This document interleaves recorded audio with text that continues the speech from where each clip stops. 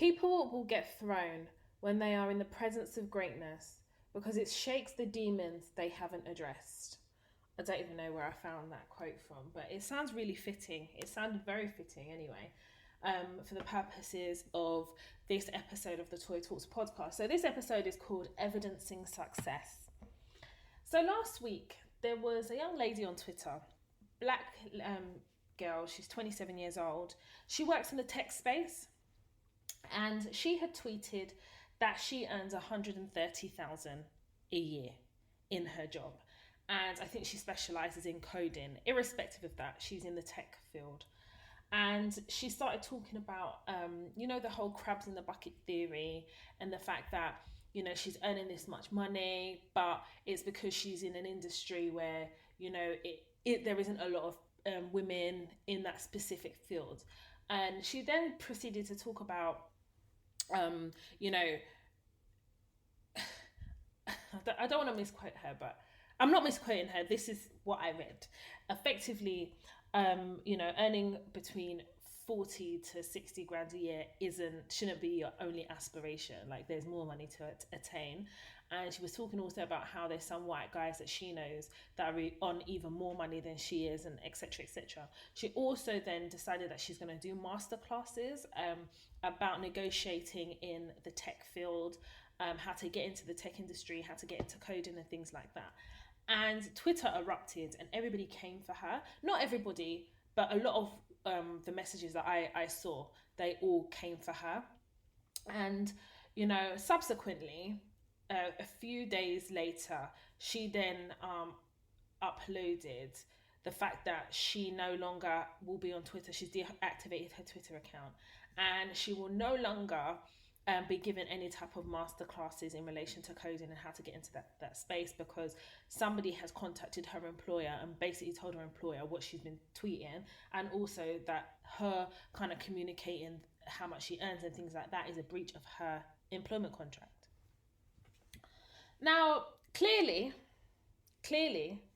when she decided to go on Twitter and say what she said, it was really shaking the demons inside of somebody.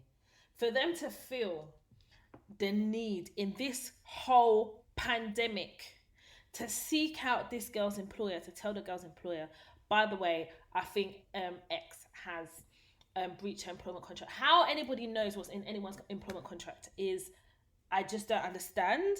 I do know we're living at very scary times, but I didn't really know telepathy is one of those things that have progressed in this pandemic.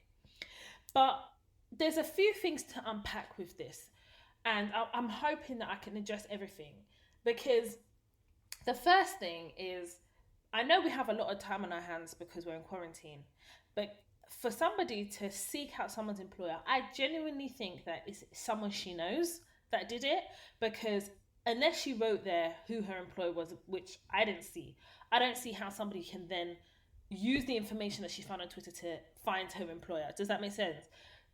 The fact that my issue with what she wrote wasn't what she wrote. I think that we don't talk about money enough, and I feel like when we start unpacking the issues that we have or how much we get paid, then we start realizing that we're undervaluing ourselves. So I do champion having the open and frank conversation about money, because it's only when you have that open and frank conversation that you know how or what position to start negotiating a salary on.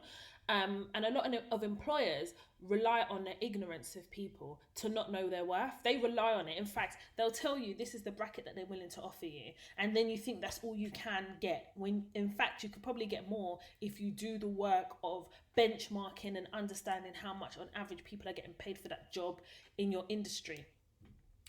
But the issue that I had with this young lady on Twitter, was the fact that, number one, you can still communicate the need for Black women to aspire to more or to negotiate more money without actually having to say how much you earn. On none of my platforms have I ever spoken about how much I earn, how much is in my bank account, how much I charge for like consultations and things like that, how much I charge as a contractor, because I don't feel like that is important. I think what's important is if you provide people the tools and tell people the bracket in which they are in and should aspire to, I think that's enough. And I think with the Toy Talks platform, we've always tried to give people the tools, because I think if you give people the tools, then you give them an opportunity to even the balance of unfairness that currently is endemic in our society, especially in the world of work.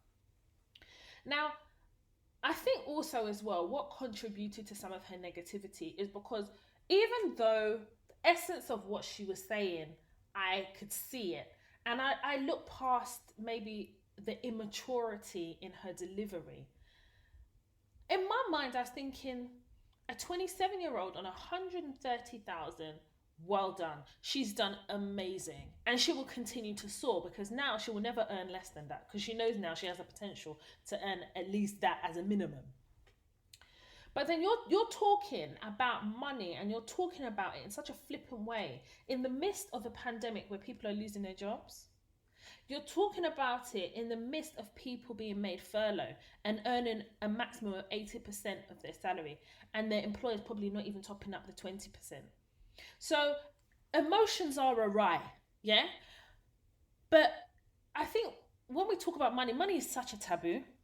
It's a taboo because it's something we don't talk about. So when you now rip the band-aid off, I think a lot of people were shocked, to be honest, that that was somebody's earning potential at the age of 27. And I think that she should have focused more on kind of how she got to where she is, rather than the amount that she earns. Because she could have said, I earn between 60,000 and 140,000. She could have said that. But I feel like she was going for the shock factor when she went ahead and just said how much she earned. And in my mind, I was thinking, you're not understanding the magnitude of what you're communicating here. Some people are not ready for that conversation of 130,000 at the age of 27. You've got people who are 37 and probably have never seen 130k. Like, let's be real, you know? And I think that it was irresponsible of her to throw it out there in the manner in what she did. And one thing I've always promoted with Toya Talks and the Toya Talks brand, and made sure that when I'm giving people and teaching people the tools that they need for the workplace, the watchword is be strategic. Being strategic is not picking up a pen and paper and going in a corner and start writing. That's not being strategic. Being strategic is understanding the dynamics and the sometimes and often complex dynamics of the world of work, and understand how to move and meander the world of work in a strategic way, so that you can still be successful. And being strategic means being smart, understanding your leverage and bargaining power. It requires you often to kind of look at things holistically and remove the emotion out of it. Being strategic also requires you to step outside of what you're comfortable with and take risks. But they're calculated risks. And this is what Toya Talks stand for. So when somebody is, you know, saying how much they earn, you run the risk of the backlash. And she got that backlash, and I don't think she was even prepared for it. To the point where this person, whoever this person was, decided and took it upon themselves to go and find who her employer was and to notify them that not only what she was said on Twitter, but to go and notify them that she suspects that there is some type of a breach of employment contract. I've never heard of somebody remotely being the guardian of somebody's employment contract. These times, this same person that probably snitched on her, because that is a snitch, this same person that probably snitched on her, if you go and see the roof of their microwave, it will look like the bottom of a pigsty. This same person that probably did that, probably their wash basket has been full since the day that we went into lockdown. But they always have time for the evil bullshit. I think the other side of it for me was more, I felt quite disheartened. Disheartened from the perspective that there are probably a lot of women who would have listened, joined, paid for, attended this young girl's masterclass to obtain the knowledge and wisdom from this young lady so that they can put it into practice, especially during this period where jobs are not in a very safe place, to open up another revenue stream for them. Or maybe someone's been trying to get into the tech space for a long time and didn't know how to. Maybe they're a coder interested in coding or whatever it is, and they would have really benefited from this young girl sharing. And I always advocate, as especially as a black people, to share, because we don't always do it, and we don't always do it well if we do it. So if someone's prepared to give you some of that wisdom, you should be open to receive it. But because of what's happened with this girl, she shut everything down. She said, everything lock off. I'm not doing none of it anymore. And the only people that are going to pay are the people that would have benefited from that knowledge. Now, I've been in the tech space before as a contract manager, and I can sit here and say there is a lot of money in tech if you know how. And when I was a contract manager in the tech space, in the tech industry, it was one of those things, a decision that I made knowing that we are evolving even more in tech. And if you can find a niche for yourself, already that becomes leverage. And as soon as your niche becomes your leverage, that's your bargaining power. And it means then that you're in a position to negotiate more money. And I will say I saw more money in the tech space than I did any other area that I had worked in. And obviously now you guys know I've gone on to be a contract consultant, and I love it. But I will say that the stepping stone into fully appreciating and understanding how much money potentially there is in an industry was through tech. And not a lot of people, like for me, and originally I was like, oh, I don't really like tech because I've been in the financial sector. I was like, oh, I don't really like tech, But once I went into it and I knew how, and I understood how to navigate and what I needed to do to upskill, I definitely would recommend the tech space to anybody who's interested in tech first and foremost. But if you're now interested in more kind of niche areas like coding and things like that, it would have been really beneficial for this young lady to have done that masterclass. But I understand her position. Why the hell are you going to want to talk on something that effectively, yes, you've been very candid and honest, but now she has to go and secure her job. And part of that means coming off Twitter, not doing the masterclasses and going into obscurity. But the only people that pay are the ones that would have benefited. And the person that snitched, I'm telling you right now, yeah, the karma that's going to lick you in your throat, is going to clot you all over your body, all over your mind, all over your life.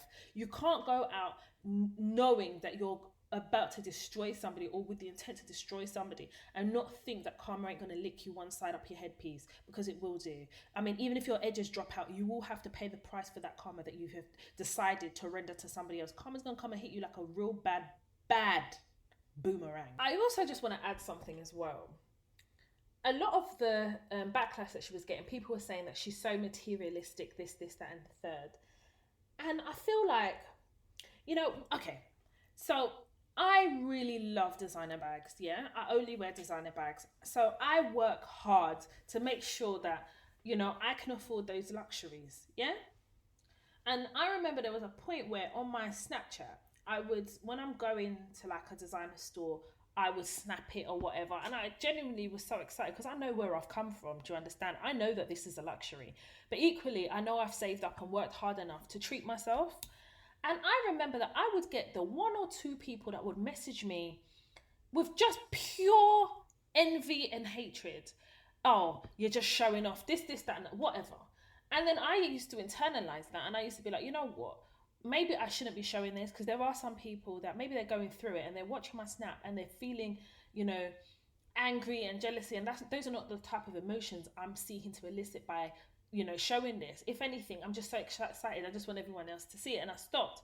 And then one day I had to check myself. I was like, Toya, listen, every single morning you snap going into work, you get on a train just like everybody else. You've had the most humble beginnings. And everything that you have, nobody gave to you. You work hard for it. So if you want to go on that Snapchat and you want to snap walking into Gucci, Prada or Louis, that is your business. And if people have a problem with that, blocker, just block them. And that's why now I don't really care. But when you're now talking about salary, and you have to remember as well, when she's talking about salary, you're looking at her Twitter profile, and I looked at all of this because I was trying to think, how have people come to the conclusion that this girl's materialistic? What was she tweeting about before? So I went on her profile, looked, because I'm trying to figure out, like, why is she getting all this negativity when I just feel pride. I feel so proud of this young lady at 27 years old, just smashing up the thing and really, really doing well in a space that she's found in her niche. And I realise that there's no excuse to justify why people feel the way they do. But equally, when you're talking about her being materialistic, is she being materialistic because she shared with you how much she earns? Because that doesn't attribute to materialism. And even if she's materialistic, she can afford to be, because she's working hard to gain the funds to feed into her materialisticness, if that makes sense. And I think as Black people, I feel like when we are faced and confronted with, for example, in this girl's case, 130k at the age of 27, it makes you do some soul searching within yourself, and you have to start asking yourself, if she is doing this, what am I doing? And it boils down to the comparison that we have within ourselves of not feeling good enough. You know, when we're younger, you may get a B in a test, and your parents say, okay, who got an A? And they will tell you, oh, this girl got an A. And then your parent will say, so what is it that she's eating that you're not eating, that you got a B and she got a? So it kind of, the seed has already been planted of competition already in us. And then we go into the world of work and we don't see a lot of us. We don't see people who look like us. We may see the token one or two. And then we're made to think that only one or two can ever be in that position. So we have to crush that one first in order for us to then be considered as the person who is the one. When in fact, there's enough space for everybody. But you know, the one thing that I've realized as well, the workplace is a white construct. It's not built for us. So when we are requiring the tools, i.e. using maybe the Toya Talks platform to navigate and get what we want and light the path of our own success, rather than us concentrate on the journey at hand, what we're doing is we are now internalizing where we think we should be in comparison to someone else. And we're not even having to, the white man's not even having to break us down. No. Because we're willing to do it ourselves. We're willing to call up people's workplaces. We're willing to tell people's employers. We're willing to crush people. We're willing to take what is not ours. I've shared with you guys before on my Snapchat, there was one young lady who had joined an organization I was working at. Black woman, Nigerian, took her under my wing. She was a bit younger than me. She was a contractor, but she needed help with the job. Her contracts were so bad. But I took it upon myself to cover her, teach her, and I really, really dedicated time to making sure that she knew how to do the job properly, because my boss at the time wasn't going to train nobody, and nobody trained me. Anyway, all said and done. To cut a long story short, there was a job I was interviewed for as a contractor. It would have been my first contracting role. And I had told this young lady in the workplace who I got on very well with, so I thought about the role, She was encouraging me. She was telling, because obviously she was a contractor longer than me, so she was telling me what I need to do, Not knowing that the girl went for the same job behind my back. The story is in my book. I wrote it in my book, piece by piece, so you guys can see it. A Black woman. And she didn't even tell me. Do you know how I found out? Is when the recruiter told me about it and slipped her name by accident. The girl the next day came into the office. Do you think that she confessed? But you know when something is choking you in your throat, unless you go, you cannot clear your throat.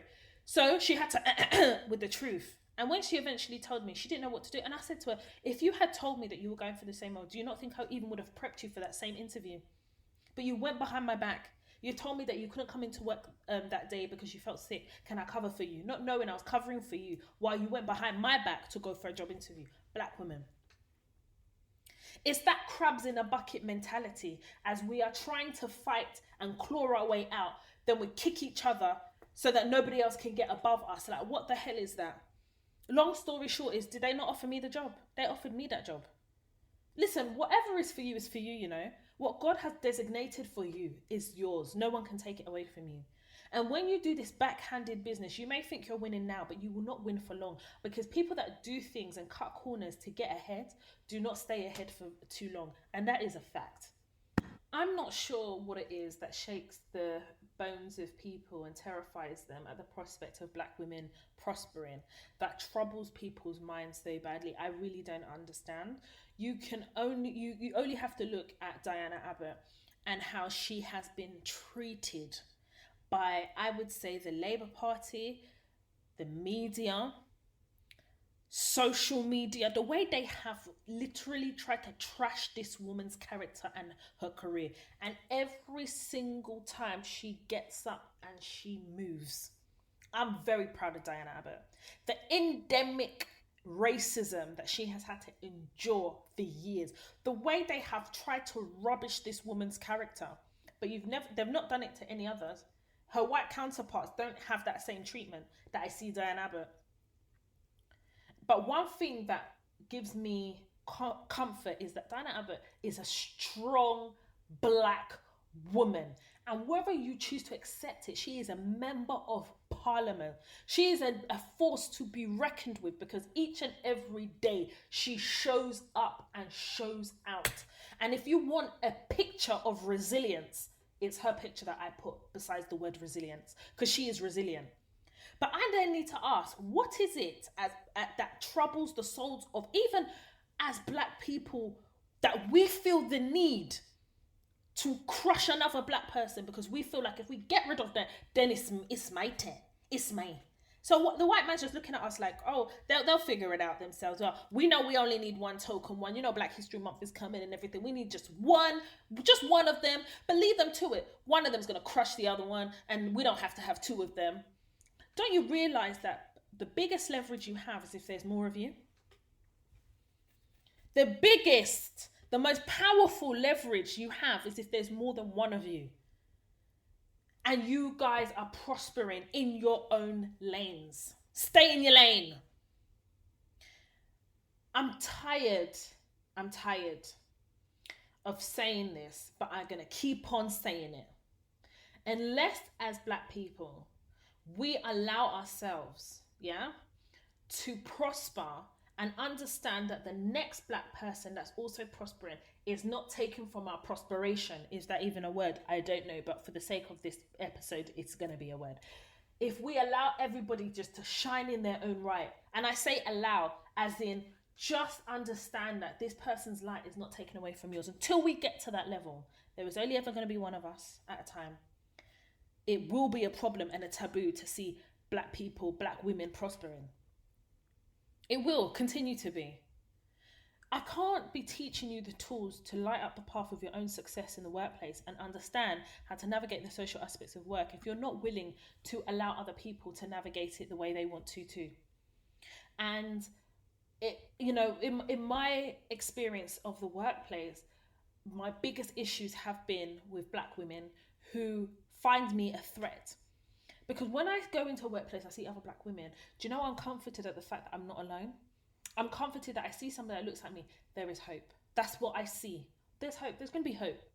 But a lot of the times when I've had issues with someone trying to come for my job or somebody being the resident snitch of the office, it's always been the black woman that has done that or tried to crush me. I can give endless of examples. I'll do it in my book that I'm writing at the moment. I'll write it in there because I feel like if we start naming and shaming, then there's going to have to be a switch that switches on where people realise, actually, do you know what, this is not the right path.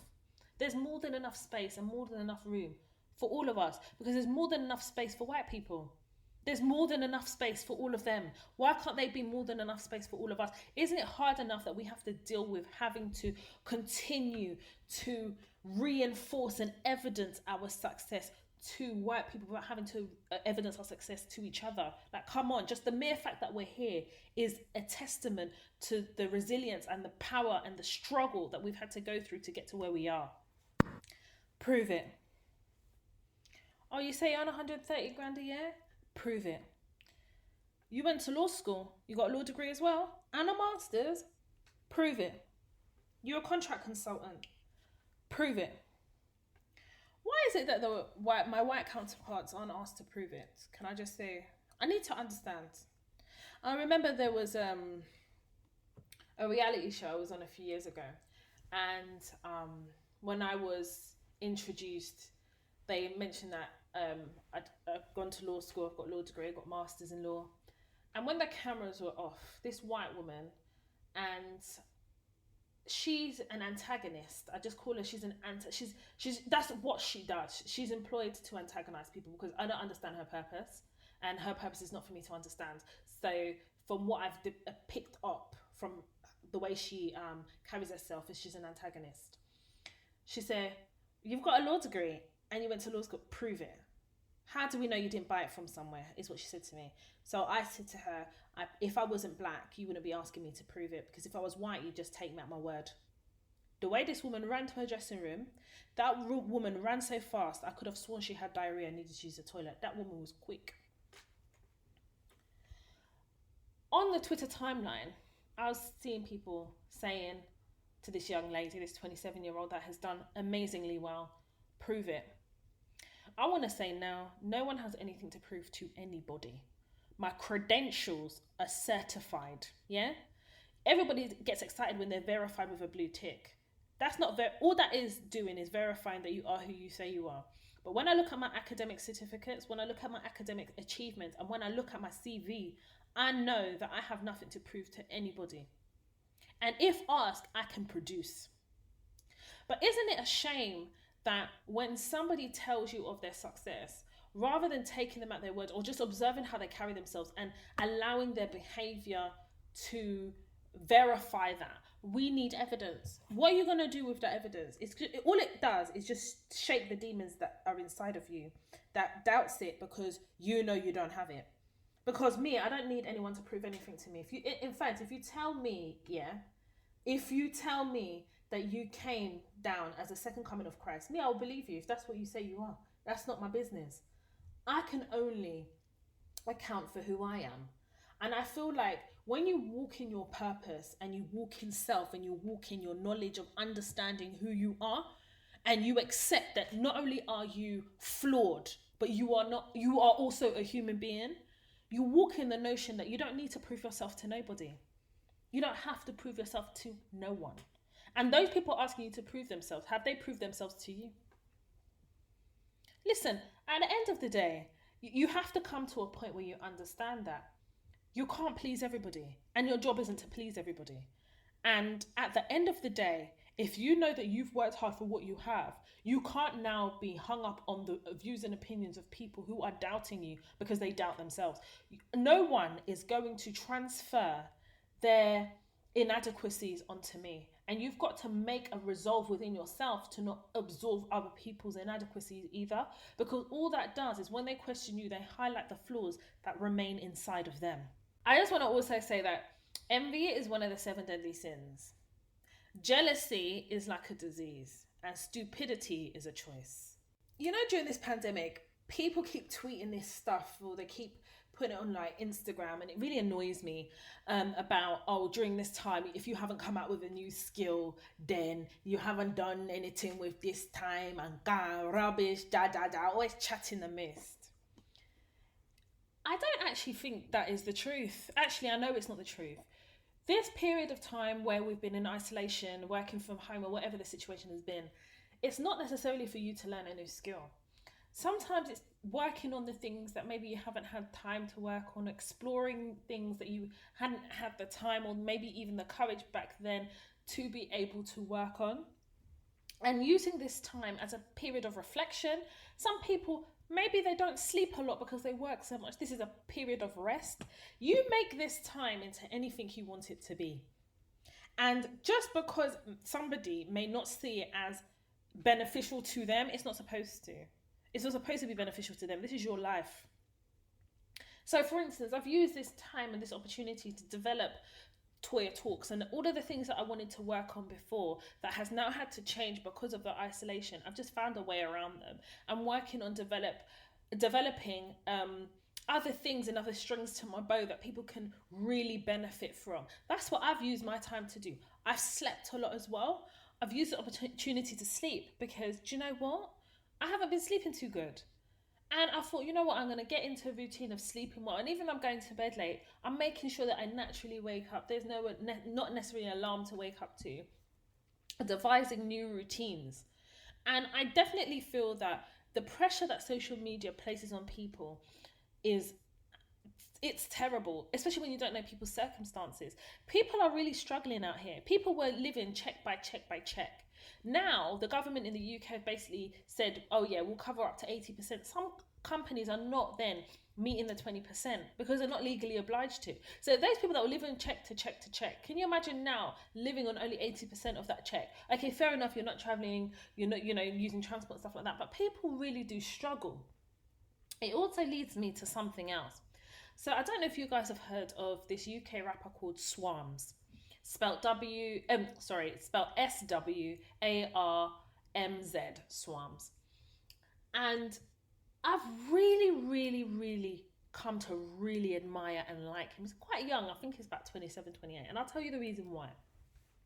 Tory Lanez has been doing quarantine radio, and I have my own opinion about that, but that's irrelevant. And Swarmz basically saw what Tory Lanez was doing and decided to do it in the UK. I see no issue with that. And he's gone from maybe, I don't know how many, maybe he had like 20, 30K followers before. And then after following the blueprint of Tory Lanez, he has now obtained 1 million followers on Instagram. Now he's talking about endorsement deals. So it maybe the endorsement deals will fund his rap career, because he does have a good career. Like, I like his music. He's collaborated with the likes of T and Wayne. He's done really well. I actually like his music. But it's the fact that he's utilised what's been happening here in the UK with the pandemic. But more importantly, he followed another person's blueprint in America. And he's developed it into his own, put his own stamp on it, his own personality. And whatever your opinion is about the content that he is recording, which I personally don't agree with, it's the fact that he's utilising something and turning it into residual income. And from that, he's now getting endorsement deals, because he's obviously based on his viewers and his followers, which are now 1 million. How many people on average have 1 million followers? Not many. So now he's done that and he's made it into his own. And I really admire the tenacity, the business mind to think, do you know what? I'm going to collaborate my following for my music career, and I'm going to collaborate with, Tory Lanez and what he's doing, and I'm going to bring them together and I'm going to make this my own. So when I see people on the net bashing him, I don't really understand it, because surely you should be celebrating the fact that he's not on the roads. Surely you should be celebrating the fact that he was smart enough to see a gap in the market and capitalise on that gap in the market, rightly or wrongly. And more importantly, he's now turning that into checks. How is he doing that? By doing collaborations. And he may be doing collaborations with different brands or whatever. And that now will feed into his music. That is smart. It's a smart thing to do. And if it wasn't for this period that we're in, I don't think he would be able to be in that position. But I think also what it highlights is, I keep telling you guys all the time, there is no such thing as a job for life. There's no such... Back in our parents' day, that concept was, I guess, more embraced, because you were respected and recognized for your loyalty. So if you'd been in a company for like 20 years, that was always recognized. You were almost like protected, quote unquote. But there's no such thing. Now you have organisations that were readily happy to make people redundant, even before the government come up with a government package, the job retention scheme package. They were ready to make people redundant. So basically they were telling you, we don't need you no more. You could have been there 15 years, 20 years, they didn't care. They'll pay the redundancy, they get rid of you. The ones now that are utilising the job retention scheme package by the government are saying, okay, we to qualify, we only have to pay you up to 80%. Some of these organisations can pay the 20%, they're choosing not to. Do you know why? Because they're trying to save money. Because at the end of the day, just because you've been furloughed doesn't mean you're having a job at the end of this furlough. When isolation is done, it doesn't mean that those people that still were working from home were not furloughed, or those who have been furloughed will still be going to work in the morning with a job. You may not have a job, because on a sustainability level, some of these organisations won't be able to sustain themselves. And a lot of them are only being able to sustain themselves because the government have come out with this package. So what this should be telling you is, this is the opportunity for you to now start exploring other things. Like, there must be things that you're interested in. A lot of people, that I'd spoken to you before, I'd spoken to you guys about it on the episode, about how, the whole idea of studying law for me, when I first started, was to become a lawyer. Then I started my training contract. I was like, this ain't gonna be for me. Now, look at me now. I'm a contract consultant. Happy doing my thing. Utilising all the skills I learned from my studies, and focus purely on contracts. And I love everything that I do. Now I go into businesses and consult these big organisations about some of their strategic contracts. Don't limit yourself just because you've studied a particular subject. Limit yourself for only that profession within that umbrella. There's a lot of transferable skills that a lot of you are not utilizing and exploring. I was very, very good at contracts, and I couldn't explain to you the reason why. I was just very good at it.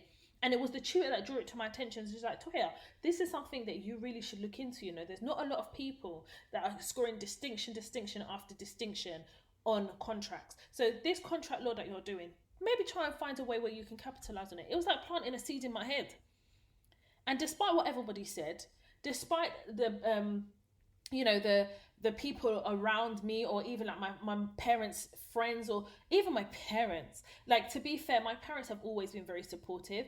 The deal was, as long as I get through my education, what I wanted to do with my education after I've gotten through it was a matter for me.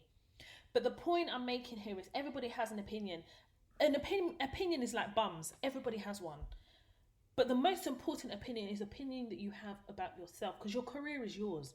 So the moment you now start taking control of your career and saying, you know what, I'm going to sit down and I'm going to scope out what I'm good at, what I'm interested at, or maybe you already know it already. This is the opportunity to explore it. Do you know how many free courses there are out there? Do you know how many free courses?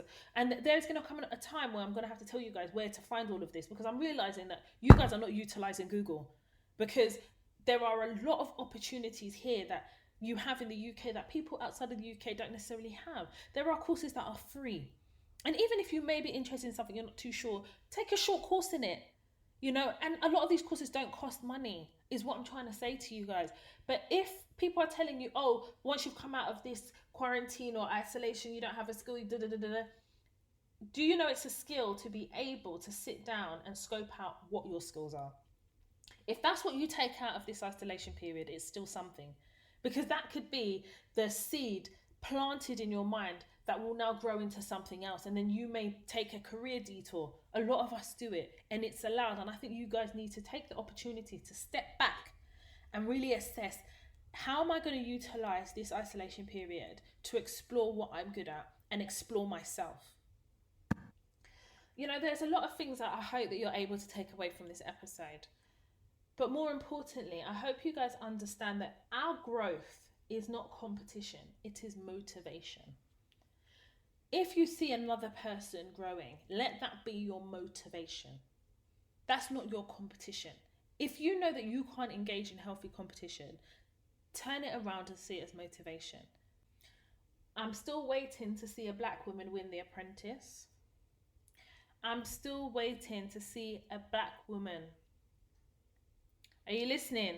I'm still waiting to see a black woman in the UK win The Apprentice. I'm still waiting to see a period of time where people start to appreciate black women like Diana Abbott. Who out of you guys watched that film about CJ Walker? It's on Netflix. Now, to unpack that, we need a whole nother episode, but I want to leave this with you as we end this episode. As I was watching it, what became very apparent to me was the tenacity, the strength in character, the resilience of Madam CJ Walker. Like, I know the story about Madam CJ Walker already. It's not a story, it's her real life. And watching it on Netflix kind of reaffirmed to me her greatness. But what was quite troubling is we were watching a mixed race woman, and I can't remember her name. You guys should have a watch of Madam CJ Walker on Netflix. And we saw a mixed race woman who basically, her ambition then was to tear Miss CJ Walker down. And that's actually not the real story. You see, even as they retell stories, they still pit us off against each other because it's for their own benefit. If we're fighting each other, then we're not, quote unquote, fighting them.